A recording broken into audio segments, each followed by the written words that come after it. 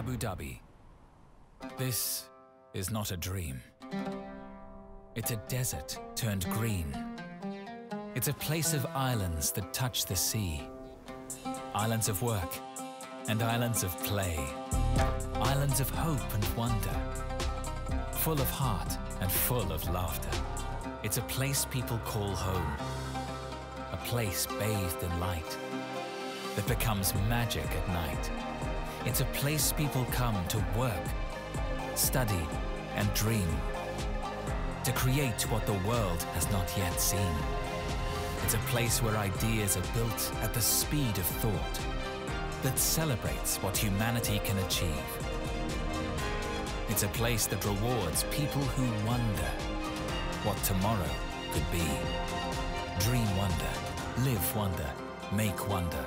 Abu Dhabi, find wonder.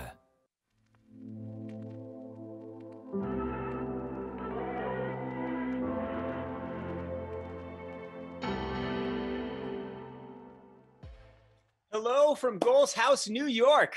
We join an audience of the global network of Goals Houses, Abu Dhabi. You've just seen that remarkable video. London, Berlin, Kigali, viewers around the world. I'd like to thank Abu Dhabi for hosting its own Goals House and inviting me, Nicholas Thompson, to moderate with our distinguished panelists who join us virtually and on the ground from Hub 71, the world's leading tech ecosystems based in the heart of Abu Dhabi. Today's panel will discuss the crucial role of new technologies, AI, and innovation in moving towards a sustainable future. The global goals were announced 5 years ago, agreed to by 193 countries, and the 75th anniversary of the UN marks a crucial moment to continue our promise to move towards clean energy and a low carbon future. The challenges brought about by the global pandemic are best tackled through collaboration, businesses, NGOs, and consumers. That's why we've put this great panel together, so we can talk about collaboration, so we can views from different sides of the fence, and so we can all talk and make some progress. So let's get the introductions going and then the questions. So first, Stasia Mitchell. She is the global entrepreneurship leader at Ernst & Young, where she leads the EY Entrepreneurship Strategy and the EY Entrepreneur of the Year programs in more than 50 countries. It's a lot of countries, Stasia. A member of the Ernst & Young team since 1998, she's an advocate for women and minority-owned businesses and entrepreneurs from underrepresented backgrounds. Dr. Tariq Bin Hendi is the Director General of the Abu Dhabi Investment Office.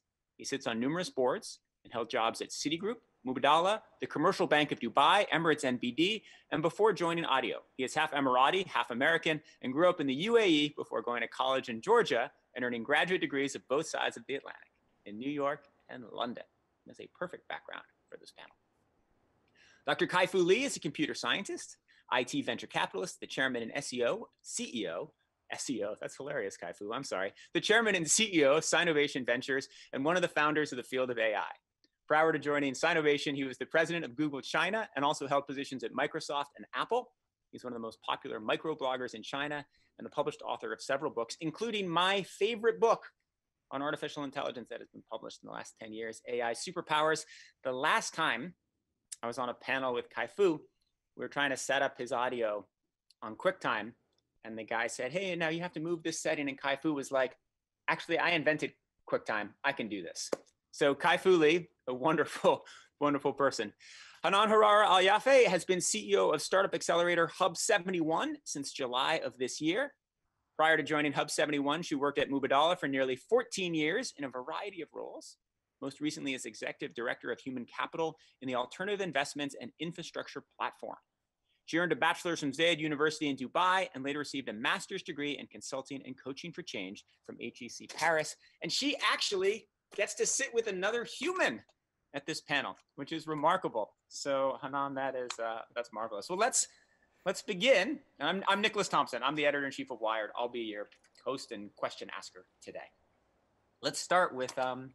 Tariq Bin Hendi. You're there in person with Hanan. You have the pleasure of being able to sit 6 feet apart while maintaining proper social distancing and hand sanitation.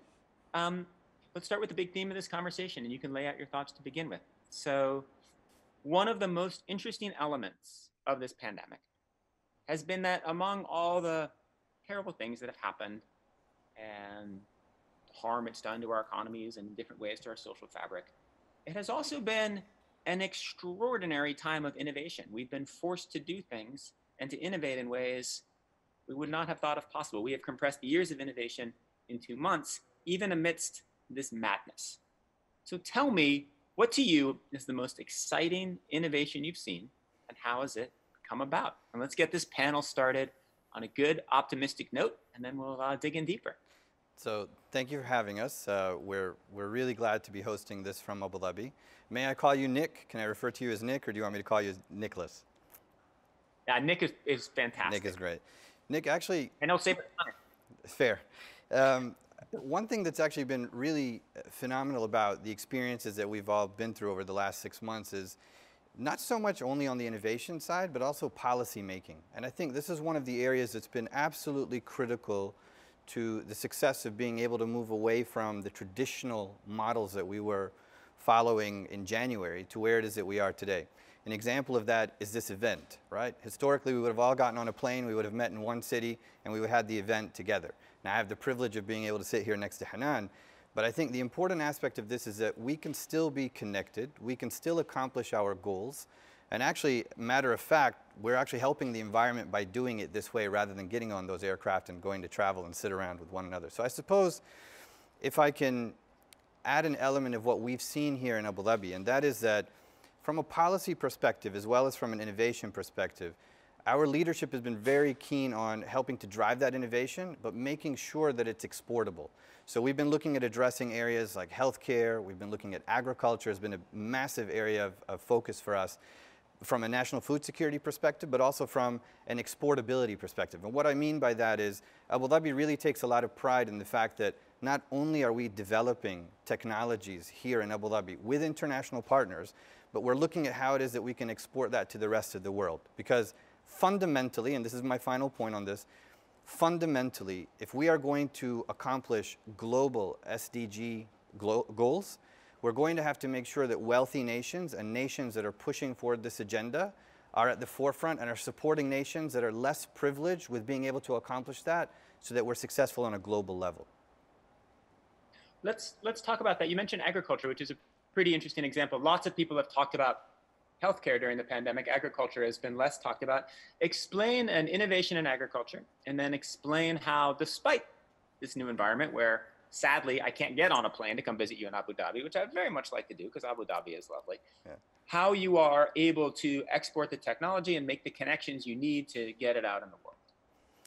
Great question. And I suppose it's not so much just about the innovation within technology, within agriculture itself, but it's also about how it is that we're helping the consumer base be able to utilize that innovation. And I think if we're going to be successful on an SDG level and we can overlay ESG initiatives on that, I think we have to look at how it is that we can accomplish two things. One, that we can make it equitable to those that are investing in technology, looking for a return. But two, that it's packaged in a way that the average consumer and the people that are meant to be benefiting from that technology are able to use it. So an example of that is on irrigation. What we've seen here, and clearly we're in an arid climate, there's a lot of emphasis and focus on how it is that we can be self-sustainable in particular food groups, and how it is that we can then package that water technology so that your average farm can be able to deploy that. So what we've done is not only have we invested in the technology, not only have we invested in the R&D in partnership with firms internationally to come be based in Abu Dhabi, but we have education programs. We're looking at how it is that we can innovate within innovation. And I don't mean that to sound cliche, but I mean that so that we can bring people up the education curve and we can get them engaged from a technological as well as from an efficiency perspective. So we're seeing a lot of advancement on the agriculture side from the types of foods as well as the way that we grow it and how it is that your average consumer can utilize that to the benefit of all of our SDG goals. That is wonderful. I've spent most of quarantine up in farm country, up in northern New York, hanging out in an area which is basically the agriculture has been decimated, but where it's trying to identify possible new technologies to make milking and farming more efficient. But there are all kinds of problems like setting up Wi-Fi. Anyway, it's an issue that I've been very focused on while up there, and I'd love to discuss it more. But let's move to Hanan. Why don't you tell me a little bit about what Hub 71? Why don't you tell me about one of the companies that Hub 71 has been working with that ties into what Dr. Tariq was just discussing and the incredible innovations that are coming right now. Right. So like Dr. Tariq has mentioned, there was this tremendous acceleration of technology and digitalization in Abu Dhabi as a result of COVID. And it was not just, and the area that it was impacted the most was the government, and the focus on that once you see the government accelerating in those areas, then everything else would follow. At least that's the case here in Abu Dhabi. A few areas that really thrived or innovation thrived a lot in as an outcome of COVID was health tech and ed tech. Let's talk about health tech. We've noticed, okay, so let's talk about health tech. We've noticed that there has been an increase, a lot of increase in telemedicine. And an area that we've noticed and quite a lot lately is an increase in wellness. So the number of applicants, startups that wanted to join us here at Hub 71 and be part of our community, we started noticing quite a lot of innovations in areas of mental well-being as a result of, being quarantined and stuck at home and all of the other impacts that we've noticed of people losing jobs, et cetera, et cetera. So we've noticed an increase in those areas. So health tech, I would say. Another area that we're really passionate about is ed tech. We have startups that are helping parents and teachers and schools, not just in Abu Dhabi, but in the region, to focus on Arabic language development and teaching from home. So very interesting. And it ties in very nicely. Kai-Fu wrote a wonderful article for Wired about 2 months ago about the future of AI and medicine post-pandemic. And in it, he described a day in 2030 when he'll go brush his teeth. There'll be a sensor in his toothbrush, which will measure his saliva. His temperature will be taken by the mirror in his wall. A message will be sent directly to his doctor. And then his medicines will be delivered by, I believe it was by drone. Kai-Fu, are you seeing extreme advances in health tech right now, along with the move towards telemedicine? Yeah, we're seeing really the pandemic speeding up a number of things. I think in the healthcare area, there's a lot of focus on using AI to improve the speed of vaccines and the drug discovery. It's also being used to use artificial intelligence to predict problems, potential problems, using wearable computing combined with AI for healthcare reasons. Also, we are seeing a lot of healthcare records being collected for the use of improved diagnosis and also applied to automatic diagnosis of patients who may or may not have COVID. So these are the healthcare applications. I think this will, a lot more money is being poured into healthcare as well as AI, and I think that confluence will be very big. But it's actually well beyond that. In the area of delivery that you mentioned, the drones aren't flying everywhere because of aviation laws, but robots are everywhere in China. All of our packages and food delivery are now delivered by robots to avoid contact. And in restaurants, much of the waiters and waitresses functions are being replaced with these robots. They don't have arms or legs, but they're just like trays that move themselves to the proper table. The customer takes them off, again reducing contact. And people were mentioning agriculture. One of the big uses in agriculture this year, a lot of the farms, they're young people in the farms weren't able to return home because of the pandemic. So the older people are actually using drones and to help doing the seeding as well as insecticide and the fertilizer. And the usage of drones in agriculture has almost tripled this year. So I think all the issues we see, it's actually helping different parts of the society, not to mention using video conferencing and AI for for work as well as for education.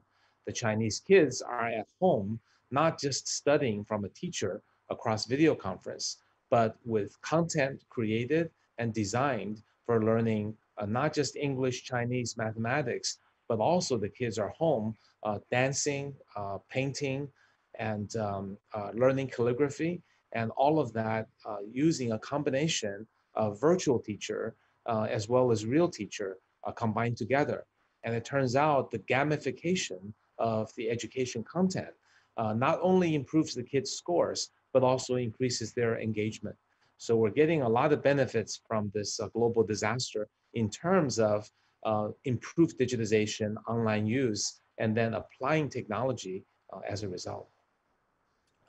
My kids right now, or right before I left to come down here, were throwing a football in the dining room, knocking over lamp fixtures. But I'm glad to know that children somewhere in the world are actually learning during this period of Zoom school. Stasia, so Kai-Fu has laid out a very important future and a very complicated one, because when robots deliver your food, there aren't as many jobs for waiters and waitresses. When drones seed the fields, there aren't as many jobs for farmers, or new jobs are created. But it brings up all kinds of issues of equity and equality, right? As does the question of telemedicine, right? If telemedicine is how we all see our doctors, it's not great if you live in an area, as there are many in the United States, where there's no Wi-Fi, right? Where there's no cellular connections.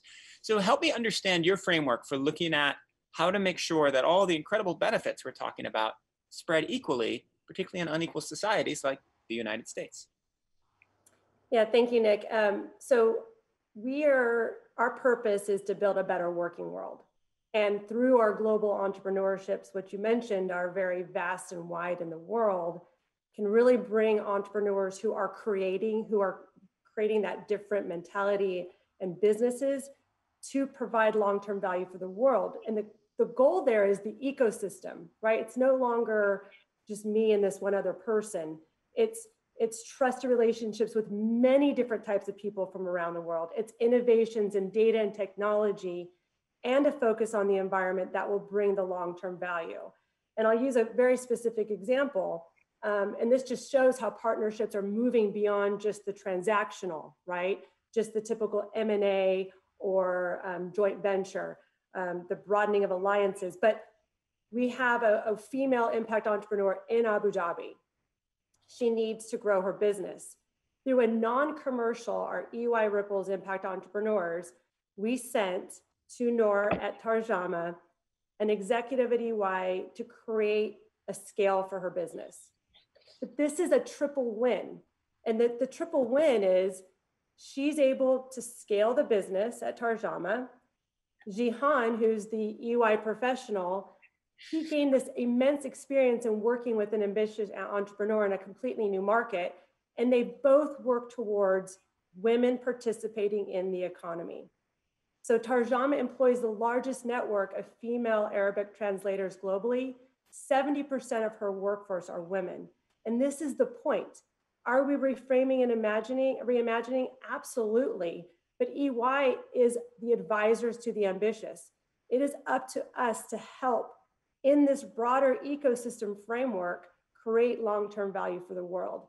And you mentioned climate change.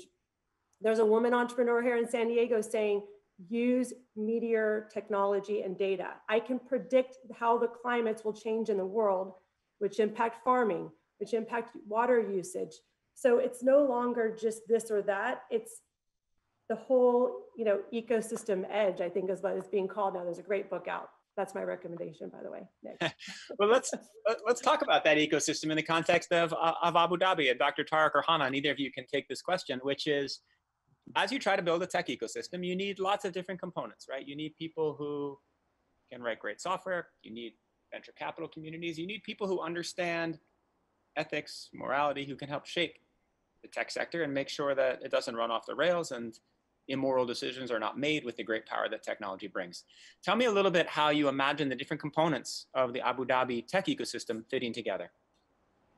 Do you want me to go? Yep. So, Nick, I'll try to answer this, and I'm going to come out of left field with the old proverb of, and forgive me, I'm going to recite this as the old proverb, but give a man a fish and you feed him for a day, teach him how to fish and you feed him for life. And I think that is very applicable to the ecosystems that we're looking at in terms of how it is that you build out this robust end-to-end life cycle of idea generation to an exit, right? And I mean this purely from a startup perspective. When I look at what it is that we've done, and I look at how it is not just innovation is leading this, but also new ways of innovating, right? And how it is that we're driving these new approaches to innovation, it starts to become a much more interesting angle, and that's what it is that we're trying to fund. Now, one of the key areas that I think that's important for how it is that we're going to accomplish that is through exposure. We need folks to be exposed both at the education level, in terms of the business community. So the example about that EY presented around Tarjama is actually a really interesting example. I know Noor personally.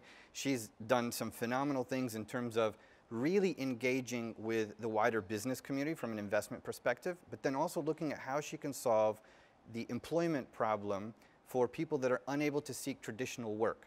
Now, when you put those two things together, you create this exposure that is needed both from a marketing perspective, right? And I mean that with all due respect to everything that's been created, but also you're teaching people that they can come and set up their own enterprises and they can just get started, right? And this is an important aspect. Magnus, one of the co-founders of Careem, which is one of the success stories of the UAE, that's his motto, is you just need to get started. And I think that's what it is that we're trying to push. We're trying to push that through exposure. We're trying to push that through funding. But more importantly, we're trying to push that through driving the right type of behavior throughout the end-to-end process and being able to still accomplish all of our ESG and SDG goals as Abu Dhabi and the UAE. Hanan, you want to jump in here as well? Yeah, I wanted to add, build on what Dr. Tariq said and what Stasia mentioned on the importance of partnerships. That is really one of the things that we're doing here. So at Hub 71, partnerships are really at the core of how we are operating. So by partnering with leading technology companies, with venture capitals, with startups, with academia, we're really creating that entire ecosystem that has the founders and the startups at the heart of it. I wanted to give you an example of the corporate engagement program that we have.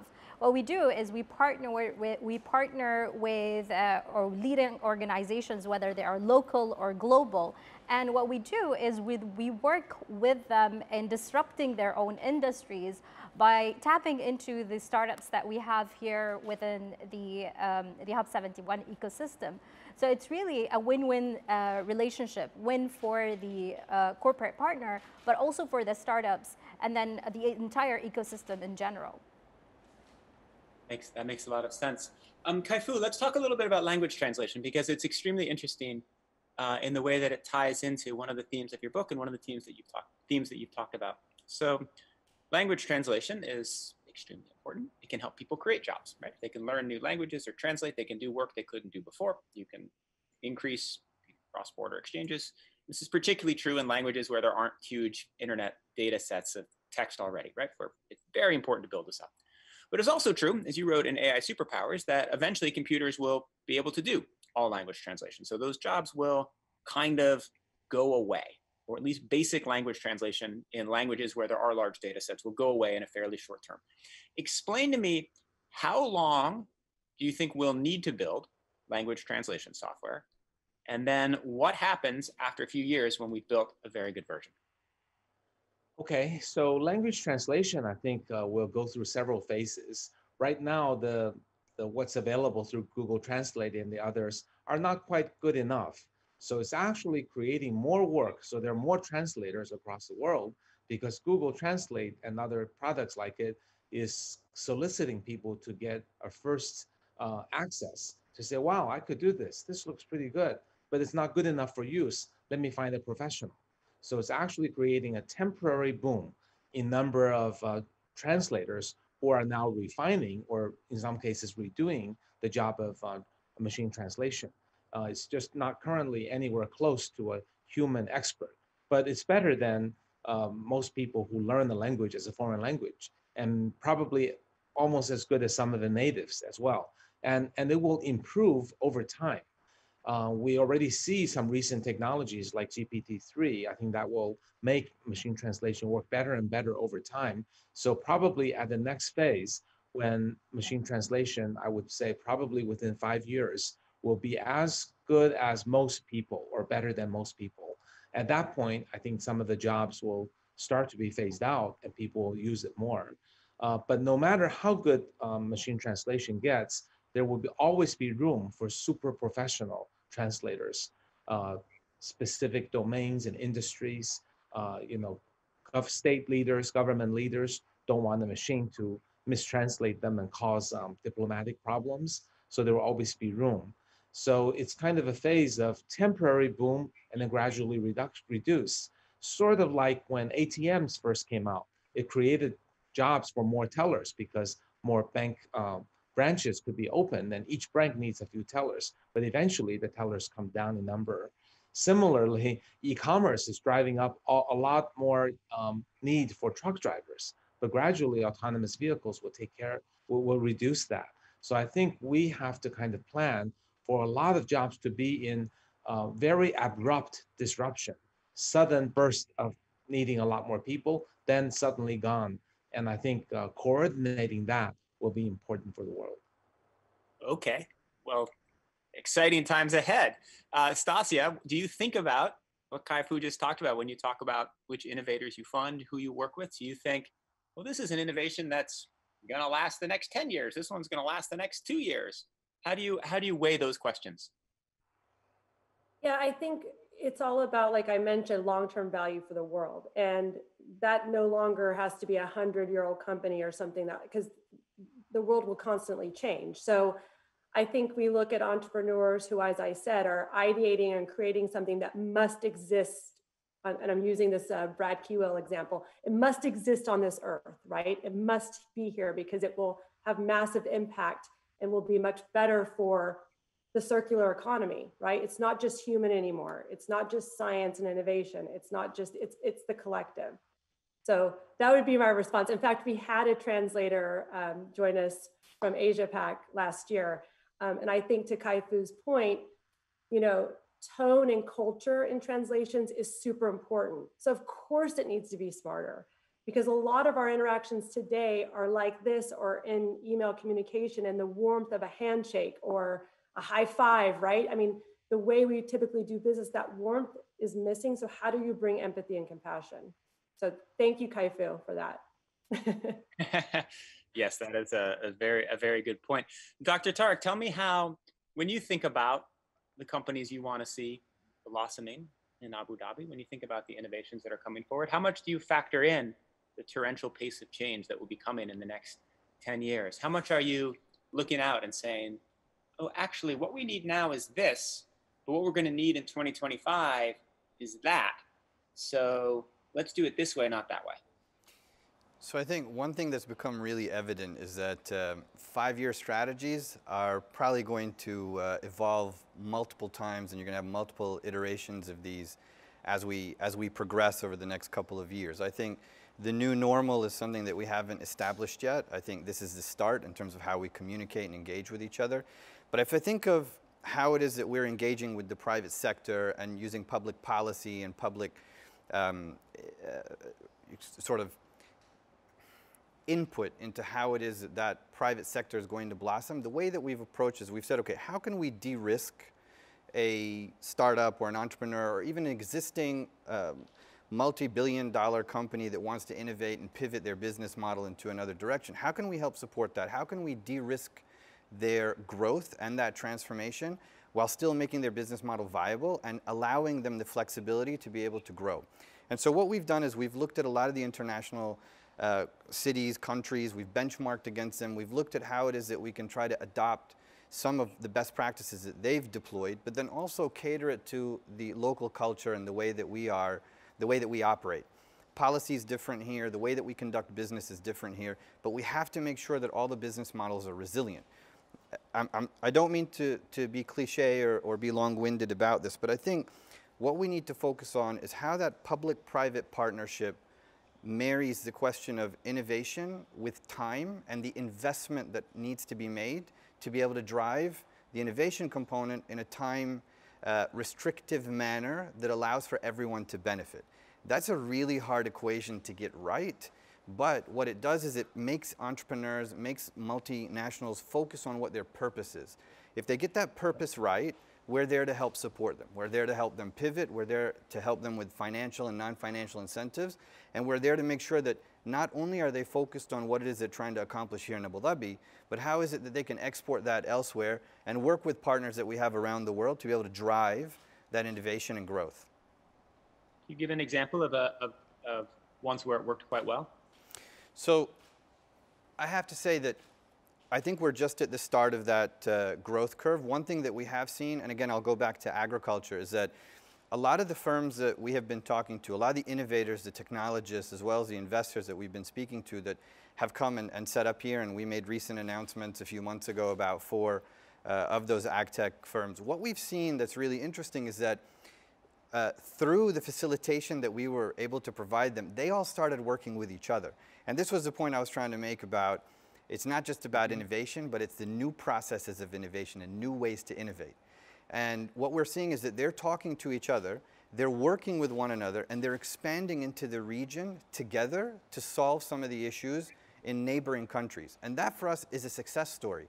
Again, it's not always about what they're able to accomplish in Abu Dhabi, but more what they're able to set up in Abu Dhabi and then deploy on a regional and global scale. And I think that's the bit that we're trying to focus on. So I can't give you a specific example for different reasons, but really if I look at that agriculture sector, if I look at where we are today on cloud computing, if I look at some of the other clusters that we're focused on, we're seeing a big push there both within the cluster and innovators talking to each other, as well as how it is that they're using Abu Dhabi as a hub to be able to access the wider region. And that for us is a success story. That makes a lot of sense. Hanan, one of the things that you've mentioned before is that the crisis and the pandemic helped change the agenda for technology, for investment, for Help 71. And you looked at companies differently. You looked at people differently. You looked at work differently. Now, I hope we're coming through this, right? There may be a vaccine. At the very least, we're in a better place than we were a few months ago. We're actually doing this event. I'm in a real physical location. Tell me how you think your agenda will change in the next year as things go right and there isn't another second wave, life begins to return to normal. What will you start to look at? What will change next? I think what is important as we start to pivot is to remember the lessons learned. We got to know quite a lot of things as an outcome of this pandemic. Our notion of being extremely local is no longer the case anymore. We realize that we are operating at a global level. Talent is mobile. Something as simple as, I know we've been talking about working from home for a really long time, but COVID came in and made us realize that it's so much easier than what we thought it would be like. So holding on to these nuances that we've learned or got to know through COVID is important as we reflect on what comes next. So from my perspective, I think one of the things that is really important is as we look at startups that are trying to solve these global problems, it's also important to look at it we are no longer operating in a local space. Talent is global. The way we are working with each other is a mobile and more dynamic approach. So remembering that as we look at new startups that are looking to find that community here out of Abu Dhabi. Yes, those are wise things to say. Well, right behind you, we have a little sign about global goals and sustainable development goals. Let's talk a little bit about that. So Kaifu, you've talked about some wonderful inventions, some wonderful progress. But as you think about artificial intelligence, and as you think about the sustainable development goals, where do you see interesting progress being made? And where do you see us needing to make more progress? Okay, when I look at the UN 17 SDGs, some of the ones where I see immediate appeal and a way for AI to add value are healthcare. We've talked about a number of ways to do that. Education is another one, and we are now taking lessons across from people over video conferencing. But more importantly than that, we're finding that as education becomes digitized, parts of it becomes doable by AI. What that means is the teacher's jobs can be decomposed into routine ones and non-routine ones, so that the routine ones, like giving homework, grading homework, giving assignments and exams and grading exams and correcting individual pronunciation and doing math drills, all that can be done by AI, elevating the teacher to be able to focus more on encouragement, mentorship, teaching creativity, empathy, and teamwork. So I think that is helping and elevating the type of human teachers we can have. But it can also help to equalize education in the sense that for many poor countries, teachers are really a luxury. And now AI can teach for most of what the teacher does, then all people can get a certain minimal level of education. I think that will help achieve the SDG goals. Agriculture, lower cost of food, lower cost of goods. I think AI is, having machine do routine work, and also technologies like 3D printing and autonomous factories are going to basically reduce the cost of goods being produced to a lower and lower level, therefore making things more affordable, helping with issues like poverty and hunger. So largely, I see all these good things, but I also see a few problems. One is clearly AI and other technologies really widen the gap of wealth gap. So the haves and have-nots have even larger gap. I think the most wealthiest 50 people in the world is worth more than 50% of the poorer 50% of the world today. And that gap will widen as AI and other technologies enables these billionaires and someday trillionaires to be created while they replace the jobs of the routine workers. So in that sense, the wealth inequality gets larger, and that hurts the social fabric, cohesion, and creates instability.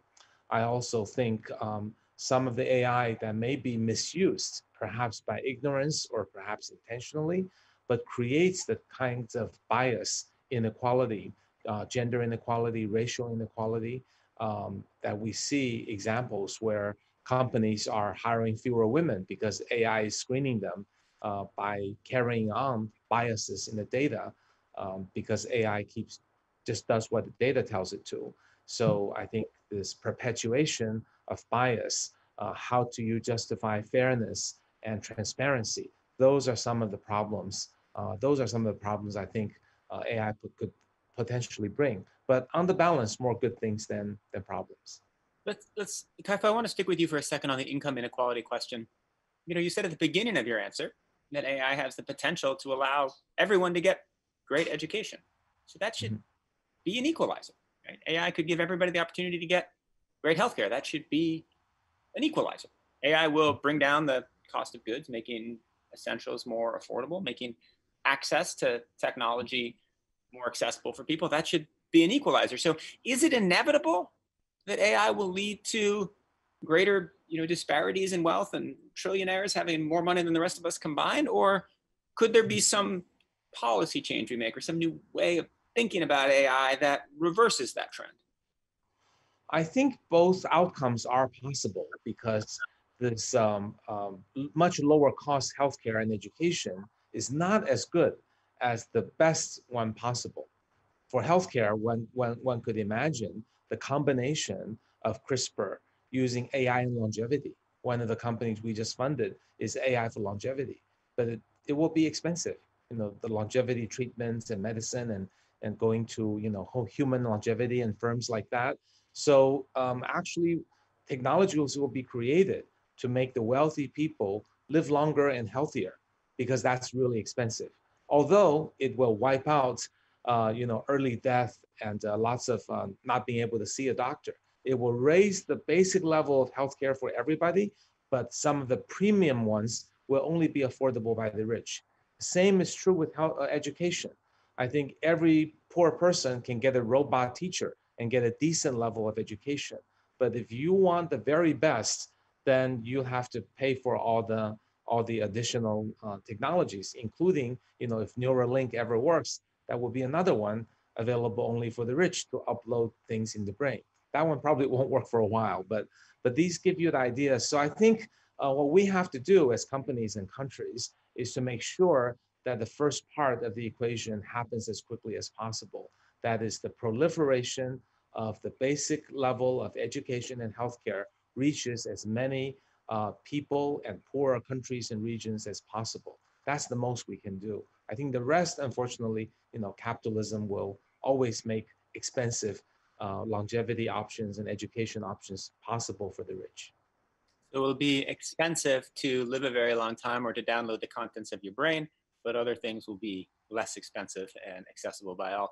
Stasia, let's talk a little bit about the gender equity issues. It's the question I started with. It's one of the areas that you work on the most, and it's something that Kai-Fu mentioned just a minute ago, saying that artificial intelligence and biases in AI can lead companies to sift through data and choose men over women. Is this something you see, something you're mildly concerned about, deeply concerned about, something that can be reversed? How do you look at it? Yeah, I just want to say I think Kai-Fu would be a great education avatar for us. if you want to do that, Kai-Fu. So we understand that there's diversity and equality and inclusiveness issues, and we have at EY programs that focus on women, but beyond that, so LGBTQ, neurodiversity, disabled. I mean, entrepreneurship for us represents the collective. So yes, Nick, we have underserved groups. In fact, the US just launched a Black and Latinx entrepreneur program called Entrepreneurs Access Network. And so as we work with our country programs, it's how do you look at the collective need of fueling entrepreneurship in a way that really matters? And I just want to call out, our world winner, Dr. Kiran Mazumdar-Shaw, is taking on healthcare with a force. I mean, she's taking on the World Health Organization around due diligence. She's personally caring for 25 people who have tested positive for COVID. My goodness, that was hard to say. She's personally making funding and donations to create change.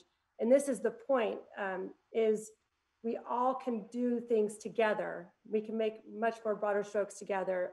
Of course, there's discrepancies, Nick. We know they exist, but it's what we do with it once we know. And I talked about the reframing and the reimagining. Entrepreneurs are testing, right? They're pivoting, but they're using the SDGs and the power of purpose, or the passion of purpose, to share their genius, but also to say, am I going where I need to go? I'm right here now. So next and beyond, am I using SDGs or gender equality specifically to fuel that purpose? And now is the time to test, right? And rebrand our stand on how we are going to be in this world. How are we delivering long-term value for the world? Dr. Tariq, going off of that and going off what Kai-Fu just said, do you ever have a company or an investment or just an idea that you're looking at, and you look down the road and you say, you know what? I'm not sure this is going to further the right goals. It's interesting. The tech is good. The entrepreneur is smart. The code might be good, but when you play out the implications a couple of years down the road, I don't know about this one. Does that come up often? So I'm not a technology expert. I feel inadequate sitting on a panel with Mr. Kai-Fu Lee, with everything that he's accomplished, and really in terms of some of the talks that he gives. And I'll try to answer that question, Nick, both directly and indirectly here. I know that my role is to make sure that I help companies success through the programs that we offer. Now, what does that mean? That means we help them pivot for purpose, if I can use that as a term. We're making sure that we connect them with the right investors, but also successful entrepreneurs in the region. But I don't think that's enough. I think for us, the way that we look at things is, how is it that you can come in, bring an idea, have the creation and the nurturing of that idea be completely de-risked from a financial perspective. And that's the role that we're looking at playing in terms of making sure that all of these firms that come set up in Abu Dhabi are setting up, one, for the right reason, but two, to have the flexibility to be able to change their business model as they move along. And I think that for us is going to be the biggest sign of success. We can bring in hundreds of startups if we want to. There are different ways that we can successfully bring those startups and those entrepreneurs to Abu Dhabi. But I think the real testament to how it is that we're going to be able to deliver is, one, whether or not they've got the right purpose, they're delivering on the long-term aspirations that they have as well as what we're trying to create. But two, whether they're resilient enough to look beyond a funding round. And I think that's a really important component to what we do when we're talking to entrepreneurs, is we sit down with them and we try to understand, well, okay, it's great that you're going to raise funding now, but what are you going to do with that if things don't work out? How is it that we can support you through that journey? And I think we're still learning as we go along. Different technologies, different sectors, clusters require different types of support. But I think that we're getting the model right in the sense of we're very proactive from a policy perspective. We're very proactive from a program perspective. But then really importantly, to the point of gender equality, is providing that equal access. On a relative basis, I think we're doing a really good job when you compare ourselves to global countries. But I think on an absolute basis, there's a lot more that we can do, both through programs, funded programs, as well as policy. And I'm a massive advocate for making sure that that change happens, that we give everyone the right opportunity. And so far, it's been really helpful. I'm working with folks like Hanan, who are driving this initiative across Abu Dhabi through the ecosystem we're trying to build out. And we have to make sure, as a final point, Nick, that I'll bring up, that when we look at talent, we have to make sure that talent has the ability to stay here for the long run. This isn't about creating the next unicorn. This is about making sure that people get the right exposure to people that have created a unicorn, that want to stay in the region, that want to help them grow their businesses. And that for us is really the core component of why it is we do what we do. Yeah, that's so interesting. Hanan, will you talk a little bit more about gender equality and the investments you make and the way that you look at that in Abu Dhabi? Right. So right now we at Hub 71, I'm really proud to say that we've got quite a organically without really looking for a specific program or being very selective. 40% of the startups that we have are led by female founders. In addition to that, 70% of the employees working at Hub 71 are women. And what we've and we have a few VC firms that are part of our ecosystem that also are founded by women. So while we haven't necessarily targeted this just happened very organically, but the plans are for us to really look into what is it really, how can we really make sure that we are creating an environment that is female founder friendly, but not just females like Stasia mentioned. We also want to look at other parts of the community that we might not have been considerate of in the past or inclusive of. Abu Dhabi recently just launched their entire strategy to be more inclusive with people of determination. And we would like to have programs that would help them as well as they look at solutions that can help them be, and support them in being more inclusive. Tell me how you are more supportive to women's startups. I mean, in the United States, I know the issues. They're complicated gender dynamics in meetings with venture capitalists. There are ways that women are treated differently when they try to raise money as the company gets off the ground at every stage in the process. Explain how at Hub 71 you support female founders in a way that is beneficial but puts the emphasis in the right areas. You're right. The problems are not necessarily very different than the ones in the US. It's really about the network, right? If you know investors, if you have access to them, then it helps you get funding to your business. And what we would like to do here is create those opportunities for networking that are really, it's all about your ideas and what your startup is about versus how you know them or where do you know them from. So we are creating those opportunities for networking and mentoring, and creating those opportunities to connect with investors that are looking at your ideas for the reasons that are, this is a good idea and it works for us and we would like to be behind it. That is excellent advice and good wisdom. Everybody watching this panel, make an effort today to network with somebody outside of your normal social circle. As our networks expand, it becomes better for all. Kai-Fu, I want to come to one of the big ideas that's underlying all that we've been talking about today, really the whole conversation, which is the speed of transformation during the last 6 months. And when this pandemic started, you and I talked, and you told me something that really resonated. You said, well, the pace of AI and the pace of innovation will just accelerate with this because we'll be creating so much more data, right? Because this conversation is happening via Zoom. Presumably it's getting recorded at somewhere, it will get stored, it get analyzed, there'll be text analysts in a way that wouldn't have happened were it happening live.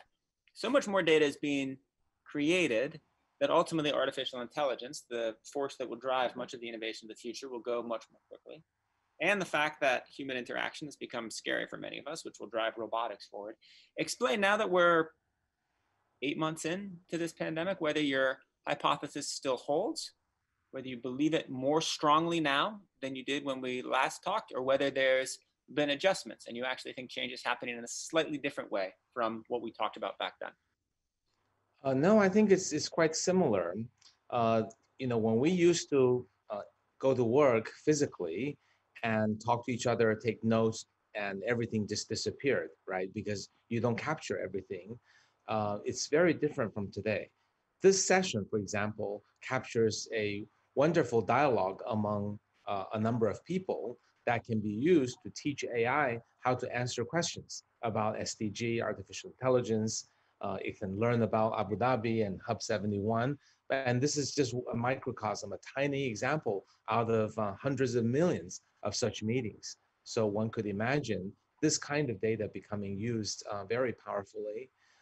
The other phenomenon I think we briefly mentioned when we last spoke was that when workflow, that is all the steps of a company that is working with all the people in the company, were working in analog in real buildings, then people don't think as much about what parts of the jobs are necessary versus not.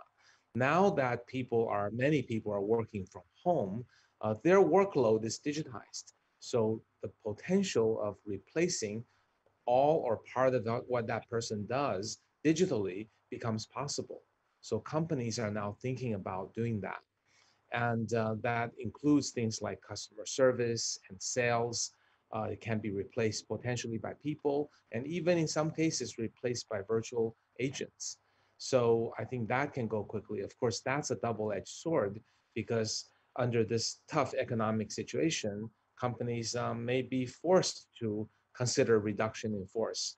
And now that things are digital, replacing people with either AI, RPA, or technology, or with outsourcing becomes so much easier. So I think the positive side of that is these technologies will move forward, and eventually people will move beyond these routine work and go on to do something interesting. But the downside is that many of the jobs that have been furloughed during COVID-19 probably won't come back, because either people recognize it wasn't that critical to have 100 of such a type of workload, or they found that outsourcing is cheaper, or they found a technology solution. So I think it's a double-edged sword. Probably the single area that I see the greatest advance is actually in education. I gave many examples earlier. We're really seeing that. And I think China has a little bit of an advantage because even before COVID-19, China was pushing for online education. And that got the content and interactivity and the quality content started earlier. I still have friends in US and UK who complain a lot about, yeah, kids are going to school online and it's really terrible experience, but actually it can be good. So, and I think China's setting some good examples. So I think if we look back in 10 years at today, I would guess that education and healthcare are the two areas that have been moved forward the most due to all the reasons I mentioned.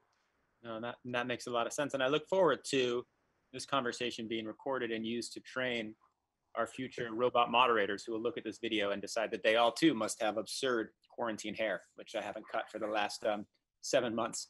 We only have a few minutes left, so let's go around and let's talk a little bit about what we hope comes next, how we hope collaboration will work in the future, what we hope to see in innovation as we go through the next stage of the pandemic? Stasia, why don't you start and tell me something that you're hoping to see happen in the next year related to all that we've been talking about?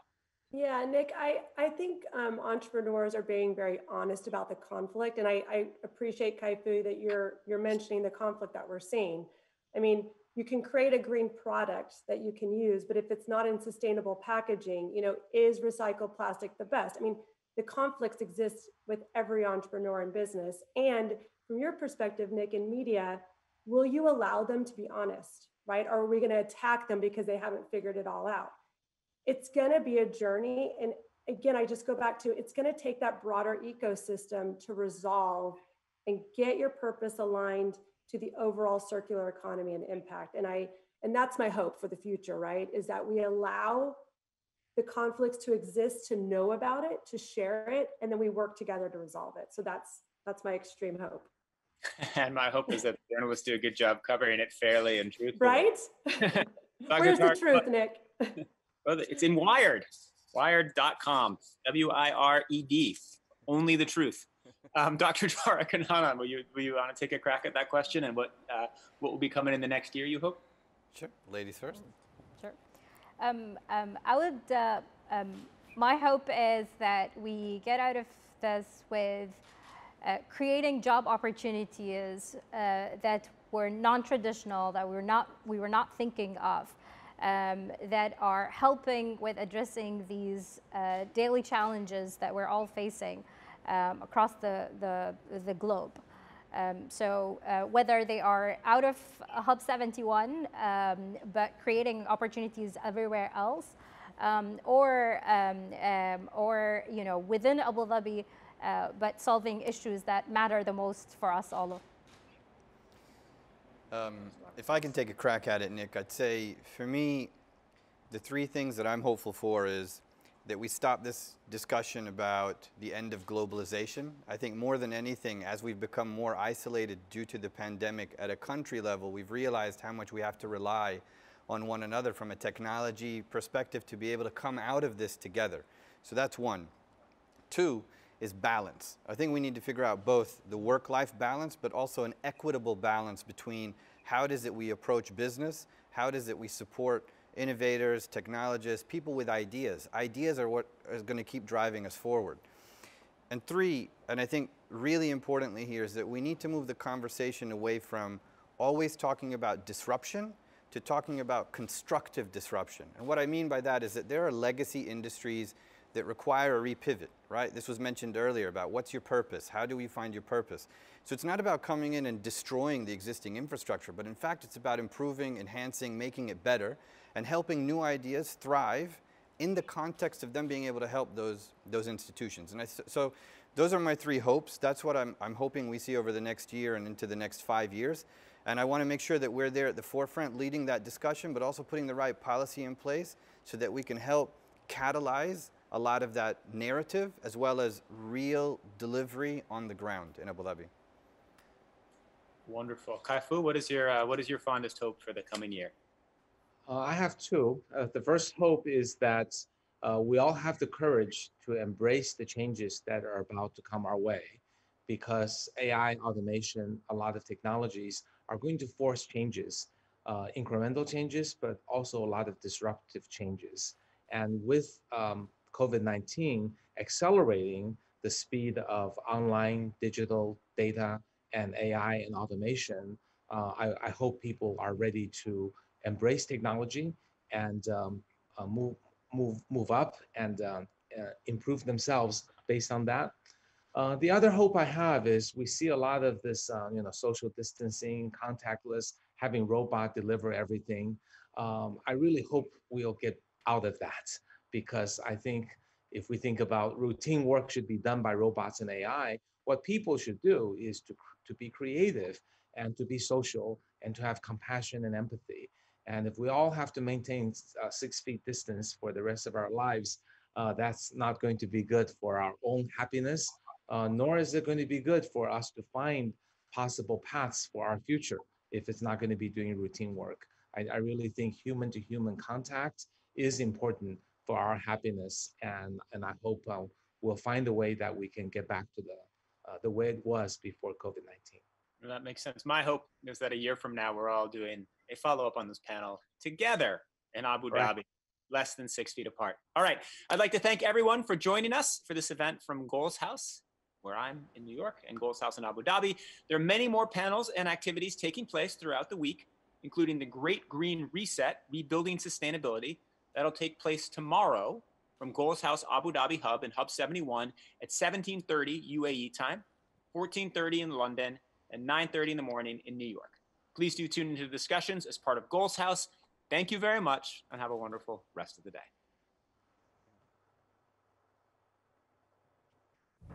Abu Dhabi.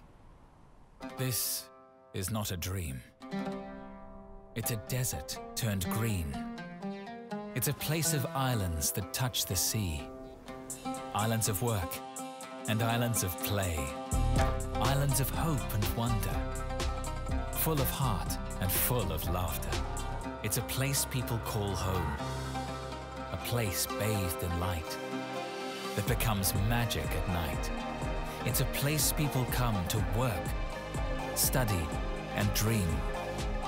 To create what the world has not yet seen. It's a place where ideas are built at the speed of thought, that celebrates what humanity can achieve. It's a place that rewards people who wonder what tomorrow could be. Dream wonder, live wonder, make wonder. Abu Dhabi, find wonder.